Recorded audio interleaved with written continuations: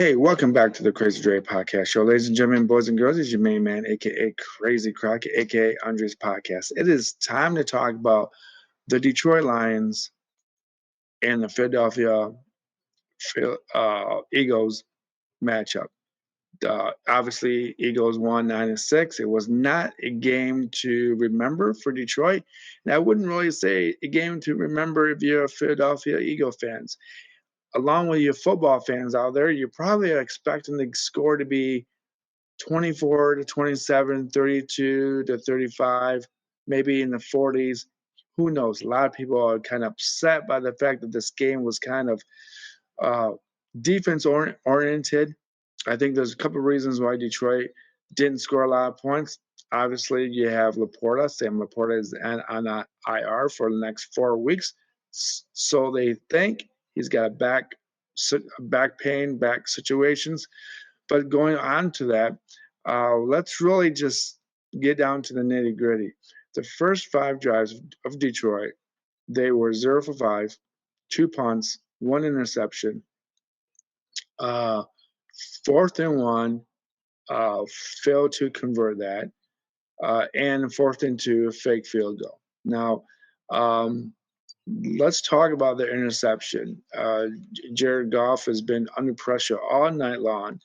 I think the offensive line kind of failed him, but I think that we also have a couple guys on the offensive line that are a bit bruised up here and there and so forth. If you go into the interception, if you go into the Philadelphia only scoring 3 points in Detroit zone, Detroit got very lucky, but Kelvin Shepard can't really call that lucky when Kelvin Shepard, the defense coordinator, and the Detroit Lions defense, they they know what they have to do. They know how to win games on the defensive side. Unfortunately for the offense, Detroit didn't really do much. Second game for Dan Campbell to call the game. Uh, Actually, you know what? There's. I don't really think that he did a good job. I don't really think he did a really bad job. There were really kind of situational parts of that game where I would tell you that going on 4th down and 1, the game was still 3-0 at that point. And by doing that, you went down and you're on your own 48-yard line. You should have just punted the ball. And that is part about being situational football coach. Know that you're on the road. Know that your 2 other rivals have won in your division, the Packers and the Bears. The Bears are on a hot streak. But you kind of have to win those games. This game for Detroit. So by going on 4th down and 1 on your own 48-yard line, you should have played more of a position defense oriented, especially early in the part of the game, with 13 minutes and 7 seconds in the first quarter. The 4th down and 2, again, at 11 minutes and 22 seconds, it's a fake field goal. Again, that's another situational where you punt the ball. And I know that analytics and all the nerds out there would tell you that you should go for it. And that is a Dan Campbell MO. He would go for it. That's what Detroit Lion grit is all about. Unfortunately, teams like Philadelphia are going to be able to play that type of defense to stop you. They're going to expect it. They have the talent to stop you at any point of the game. And especially if the game is still 3-0, and you just don't want to do that. So when you go for the fake field goal, you put Philadelphia in a situation where they went for the field goal. Detroit got lucky with only 3 points. So it's 6-0. So Detroit is very fortunate. In the beginning of the I think the end of the first half, you have someone like Jameson Williams score a touchdown, and then Jameson Williams hops on himself on the field goal pole. Now, this is another thing that we have to talk about. The irresponsibility or of immaturity of Williams. Again, that's a situational thing about where you at, what field you're playing at, where everything's at, and that's something that Williams has to become more mature of, more focused on that, and that in that concept. Uh, I think that towards the end of the second uh, quarter, uh, Philadelphia moved the ball really well to end the quarter with a touchdown to make it 13-6. Now, going into the second half, I'm going to say that Detroit had an opportunity of a lifetime to cut the game to go uh, um, go at least 3 points. I'm losing my thought of training because I'm looking at my notes. Detroit moves the ball 17 yards to Gibbs for a pass, 11 yards to pass to Gibbs again to make it 27 yards. They go for it on Philadelphia's 32-yard line, and I think in the third quarter, our back is to the win.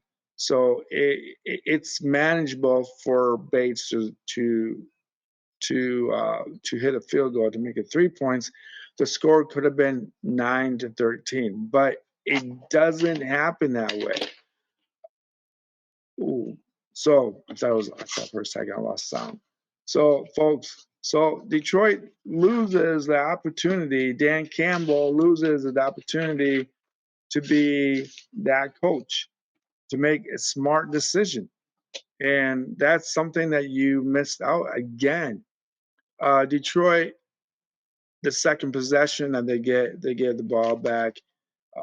Fourth down conversion is failed. Uh, Detroit moved the ball 42 yards with Gibbs, a little pass play. Uh, Gibbs runs it down to uh, uh, Philadelphia 22-yard line. Another play for Gibbs for 10 yards to Philadelphia 8-yard line. Then they eventually get the ball down to the 2-yard line of Philadelphia. St. Brown incomplete pass on a fourth down and one, and it failed. I think it was fourth down and go actually. So another opportunity to make it 12-13. So Detroit missed some points again. So instead of being down uh, uh, 6-13, you could have been down 12-13 with the idea of only being down by 1 point. And you got to remember, I forgot to mention with that personal foul on Jamison Williams, he gave up a point, an extra point for that 15-yard field goal. I mean, that 15-yard penalty field goal. So it was like a 42, 48-yard field goal. And that in itself could have tied the game 13-13. So if you look at the math, Detroit just kind of shot themselves in the foot.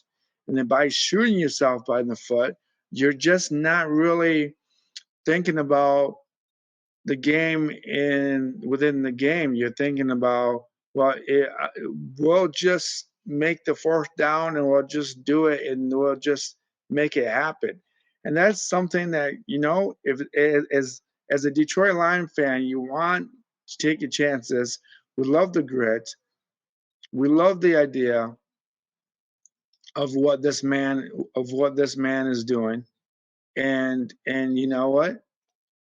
And we love what this guy's doing, right? We just love what Dan Campbell has brought to Detroit.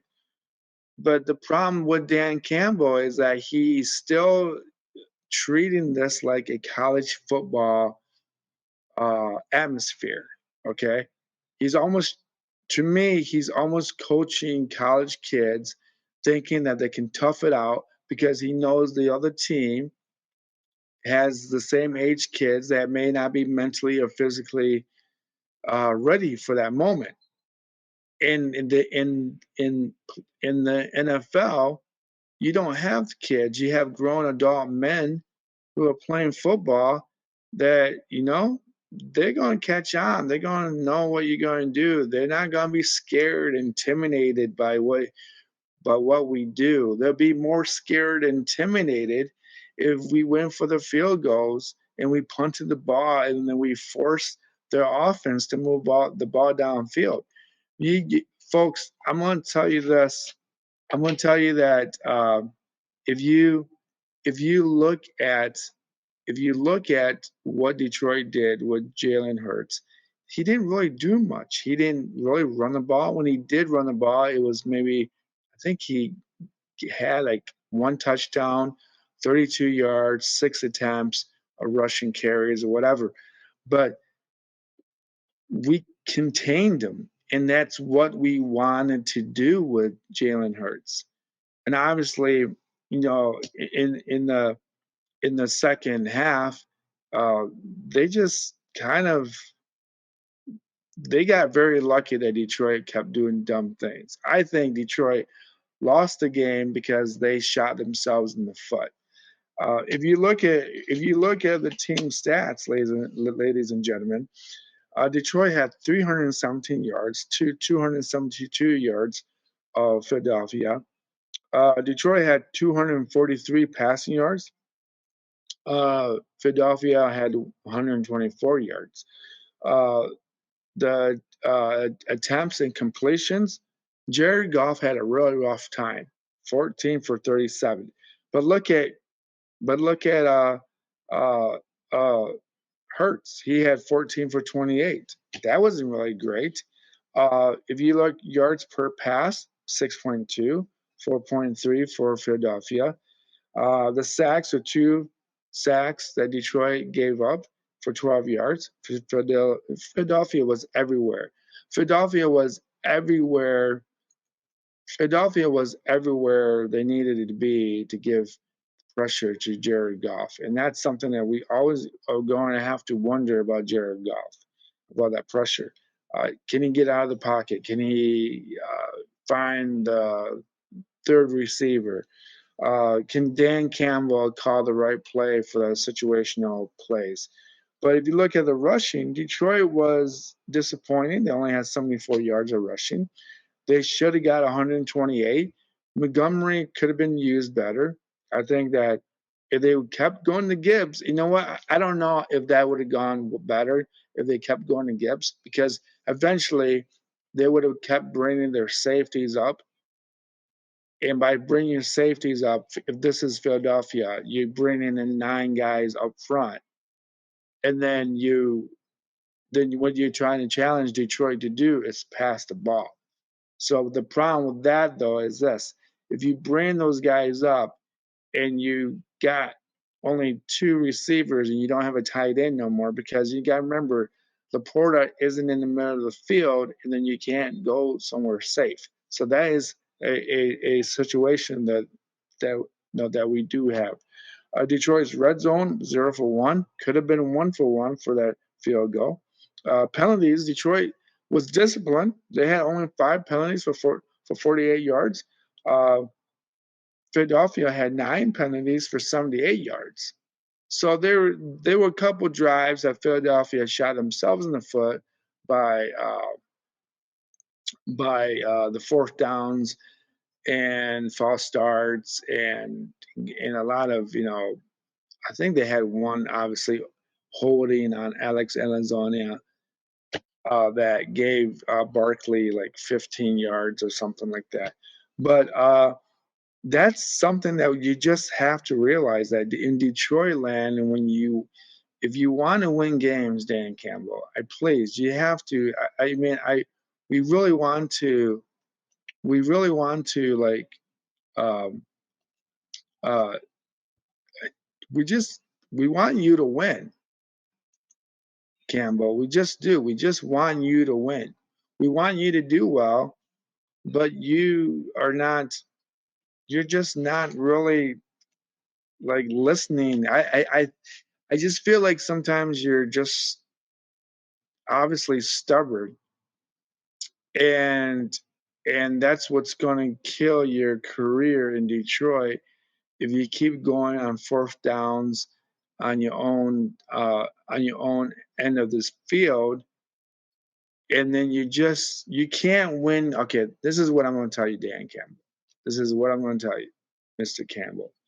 You can't win games in the third quarter. You cannot win games in the fourth quarter, in the beginning of the fourth quarter. You cannot win games in the first half either. So by going on fourth down in the first half, that doesn't play you out any good. You're just playing into your opponent's advantage. When you're going to win the game, you win the game in the fourth quarter, or obviously you got 30 to 40 seconds left in the game, and you have the ball down the field in their territory, and then you score the field goal or touchdown. So Detroit missed out on 2 field goals to make 6 points, a 15-yard penalty for uh, uh, I guess you call it personnel foul on Detroit Williams. So you gave up 7 points. But that doesn't mean that we can't learn from mistakes. What that means for the New York Giants in Detroit next week just means that Detroit needs to clean things up, go back to Montgomery, uh, find ways to get Brock Wright comfortable in the right area, right timing, and make him your third option all the time. I think that's something that is going to be very important for Detroit against New York Giants. Is that they have to put in Brock Wright into the right spots and use him a lot. Just not just for blocking, but we have him run out routes, even if the ball is not being thrown to him in the first half. For God's sake, I know this is what I'm saying. I said with Laporte, why are you waiting until the second half? But if you need to get Brock Wright ready for the game and you don't want to throw the ball to him right away, you could wait to the second half, but let's not be stupid. Let's get Brock Wright involved right away against the Giants. There's going to be your third receiver. Jameson Williams will be cross routes, and St. Brown will find weak zone spots. And then you're just going to keep running the ball to Gibbs and Montgomery. I really think that they need to use Montgomery more, but I really think that they need to set the pace with Gibbs first. And, well, maybe I'm wrong too, though. Maybe you have to set the pace with Montgomery and bring Gibbs in. Or maybe put them both in to mix up the play call, the playbook, mix it up against the Giants. Giants have nothing to lose, folks. The Giants could come in here in Detroit and say, you know what, we have nothing to lose. Let's ruin the crap out of Detroit. But let's not really do that, right? Let's not do that. So folks, there you have it. I did my little piece on Detroit. It was a tough game to watch. It was I would say, a very obvious game that I think the coaching staff lost the game. I think Dan Campbell should be taking responsibility for the loss of the game, not so much the players. The defense played up to his part. The offensive line could have been better. But you had your opportunities to put the points on the board. And you had opportunities to put Philadelphia in their end of the field deep. So take it where you leave it. If you like this episode, subscribe, follow.